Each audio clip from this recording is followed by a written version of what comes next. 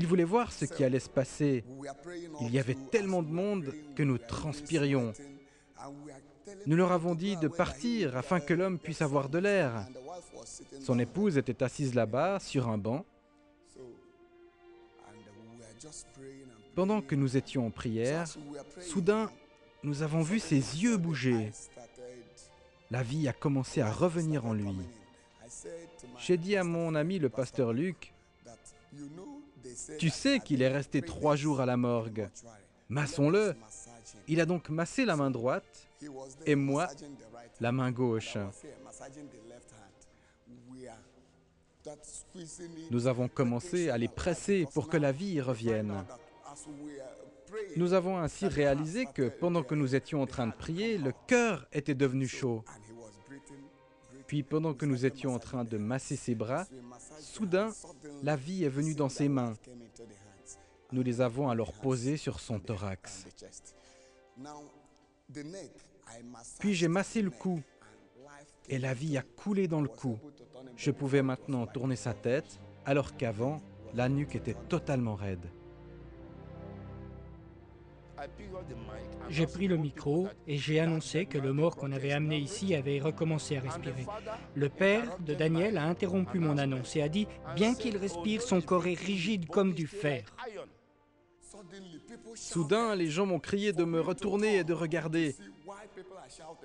Il y en avait partout qui remplissaient la pièce car ils voulaient voir.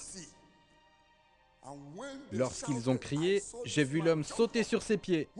J'ai laissé la personne avec laquelle je parlais et je me suis précipité et je l'ai attrapé comme ça. Lorsqu'il a commencé à respirer, soudain il a sauté sur ses pieds. Et l'un des hommes de l'équipe de délivrance l'a saisi.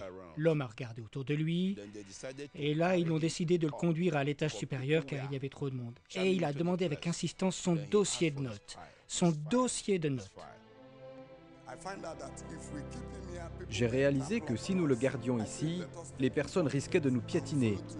J'ai dit, portons-le à l'étage supérieur. En haut de l'escalier, il a dit, « De l'eau, de l'eau !» J'ai crié, « Apportez-lui de l'eau !» Et pendant que nous attendions, il m'a demandé, « Mes notes, où sont mes notes ?» Je lui ai dit, « C'est le dossier que l'ennemi utilise pour vous accuser. Calmez-vous, vous allez comprendre. » Nous l'avons placé sous un ventilateur. Il continuait à demander « Où sont mes notes ?» Lorsque Mamera est entré, il a remarqué « L'air est trop saturé ici. Vous devriez l'amener dans l'auditorium pour qu'il puisse avoir suffisamment d'air. » Nous l'avons donc conduit là-bas. Soudain, les gens ont afflué dans l'auditorium. Il semblait que la nouvelle s'était répandue partout.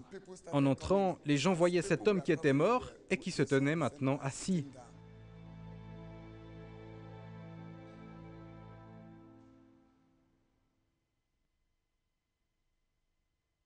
Le voyage de Daniel.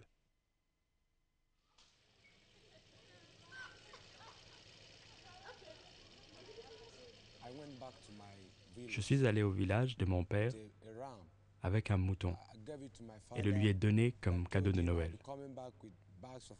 Je lui ai dit que je reviendrai avec des sacs de riz. Sur la route qui conduit à ma maison, il y a une très grande vallée. La colline est très escarpée.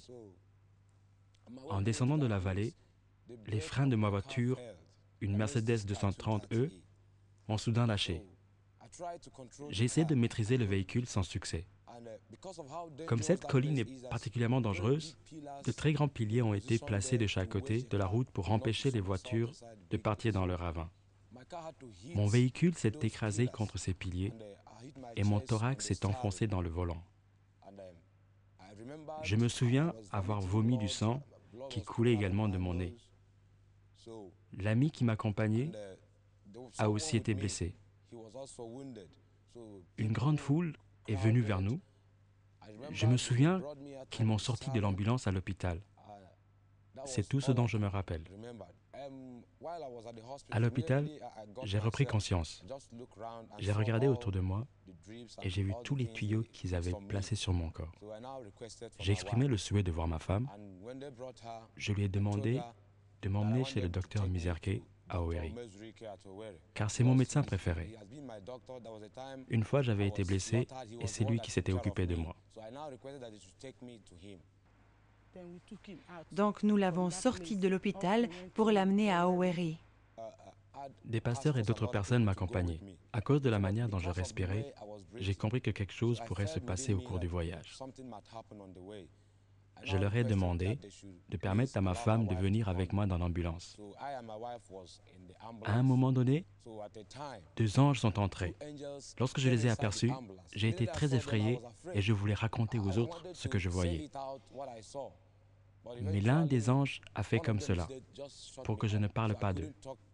J'ai seulement demandé à mon épouse de prendre soin de l'Église et de certaines autres choses dont elle n'était pas au courant. Puis les 2 anges m'ont emmené. Nous sommes arrivés dans un endroit où ils m'ont confié à un autre ange. Celui-ci m'a dit que nous allions visiter le paradis. Je parlais avec lui comme avec un être humain. Je lui posais des questions et il me répondait. Il me tenait comme le fait un ami.